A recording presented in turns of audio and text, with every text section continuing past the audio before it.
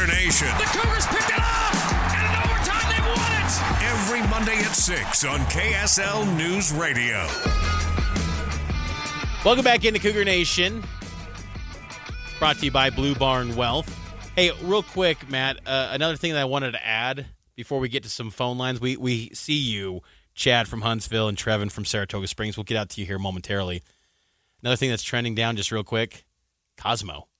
That singing in the rain, I was a little disappointed. I mean, I know Cosmo has a high bar on the mascot game, but even Cosmo took an L this weekend. That was inexcusable to have a dance routine without the Cougarettes. That should be a non-starter. Yeah, like, Cosmo, we love you, dog. Like, you're the man. But, or Cat, we love you, Cat. He could have slid down the stairs like Jazz Bear on a sled, for heaven's sake. Somebody would have loved that. There was only one guy in the press box that said that was good. And we all looked at him and went, huh? What are you talking about? Singing in the rain? I gave him the old Joaquin Phoenix Gladiator thumbs down. Like, Cosmo, we love you. Like, you're the number one mascot in the nation, but it was just one of those nights where everything wasn't working, including for Cosmo, the mascot, who's an absolute stud. Hey, let's get out of the phone line. 801-575-8255. Chad from Huntsville. What gives you hope, Chad? Well, thank you. I appreciate you taking my call. You know, in 85, I was there. I went to BYU, and we scored at will, won the national championship. So I take my kids back every now and again, and I took my whole family down to this game thinking, okay, this is probably going to be one that we win. It's just, for me, it seems like there's no eye of the tiger. You know, there's no effort. Yeah, after the first two possessions by the other team, or our team, and they score quickly, you know, it seems like the defense showed up for one series. That was about it. The rest of the game, where were they? And then, you know, to allow, 40-something points to be scored? Are you kidding me? It just seems like, yeah, they had enough effort for one time. Where's the rest of that? Are there too many players who are here on scholarship or something? And then, you know, the offense, sure, they showed up for two series. Okay, what about the rest of the time? I think I agree with your previous caller. Sometimes there's just too much, I don't know, if they're just grown soft, or there's not enough accountability. You know, you make a mistake, you're out of the game. Let's get somebody who can make this happen. So I believe in a good recruiting process, but you're not going to get that if you're losing this many games. Maybe I don't agree with you on Kalani Sitake. I was there when he played, but I just think we got to do something. We got to change this narrative. You know, we're too used to losing, and everybody's just happy about it. I'm not happy about it. The students were there for a social gathering. They were vested in the game until the first two plays, and then the rest of the time it was, you know, the new Cougar Tales and whatever else is going on. Flirting with the girl next door. You know, Hey, there's got to be room for that at college, though, Chad, right? Yeah, I suppose. I mean, maybe if it's just, hey, we're filling the stadium, 60,000, that's a lot of people. You know, it helps the budget of the university. Great. But, you know, we'd like to, those of us who have been lifelong Cougar fans, we'd love to see us get back on the winning track. And hopefully, you know, that can change in the future. There's always hope, right? Yeah. Thanks for the call, Chad. Appreciate it. I do disagree with Chad on one thing. I think we're being a little harsh on the defense. If you go specifically back to the Iowa State game, Mitch, they are put in a horrible position. They actually hold Iowa State to a field goal on the second miscue, so it's 10-0.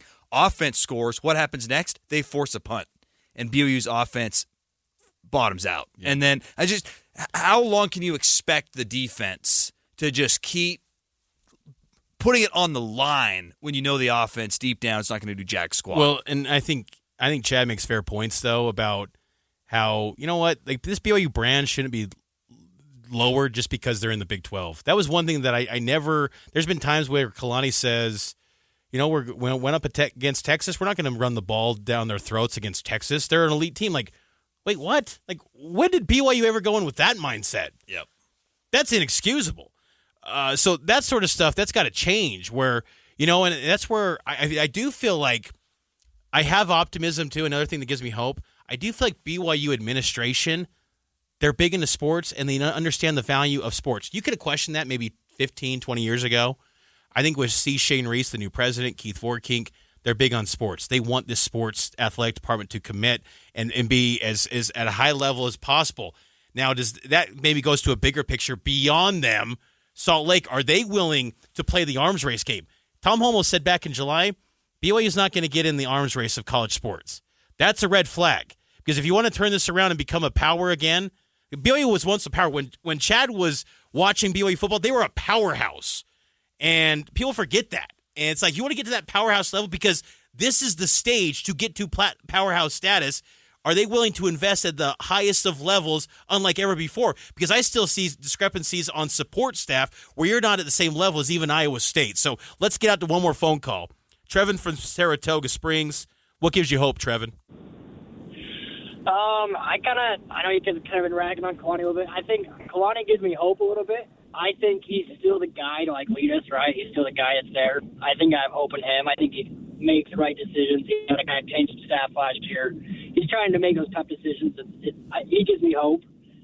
That's probably my biggest thing of hope. And I think the future is bright. I think we got some, an opportunity ahead in the future. It's just, are we going to capitalize on that? That's the $1 million question. And Thanks, Trevin. Here's the thing. The elephant in the room is it gets a little harder to capitalize on that when you don't go to bowl games, because there's a decisive advantage for teams that go to bowl games. You get a lot more practice. You get a lot more reps for young players so that when spring ball and the next season hits, you're way ahead of other teams. That's the value of bowl games. It's not, the reward is value as well. Don't get me wrong. A lot of these guys, that is reward. But the real reward is in extra development for the program. And if they're going to capitalize, if they want to keep building, they got to get the bowls. That's why it's such a big deal to go to a bowl game. What's discouraging about this season, though, is that you're dropping the ball in your first impression in the Big 12, unless you somehow pull off a miracle and get a win in these last two games.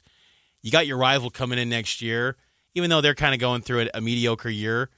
If we were having the mediocre year they were having, I'd be jumping for joy. They're on different platforms right now. Utah's had back-to-back Pac-12 titles. BYU's building up to being a Big 12 title contender, but that adds extra pressure where you're not having momentum going into next year when your rival's joining in, and that's a little bit frustrating for BYU. But like Trevin, I do believe in Kalani, and I think that there's a great opportunity this week for BYU to kind of get back on track. Look, it's going to be a daunting task taking down Oklahoma. If you can be competitive, we can look at some bright spots from that. So that's going to be the challenge in front of BYU this week. Weird time. If you haven't heard already, BYU and Oklahoma kick at 10 a.m. They haven't done this in nearly 20 years. Pregame begins at 8 a.m. right here on KSL News Radio. Hey, a Cougar Tales never seemed more fitting than at 9, 10 in the morning. Kalani even said they're going to be warm and hot, and they're going to be pretty good. It's yes.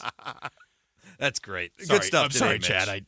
Chad from Huntsville, I know you don't like that Cougar Tail comment, but good stuff today, man. All right, we'll take the break. The game, Sooners and Cougars here, 10 a.m. on KSL News Radio. We'll see you next week.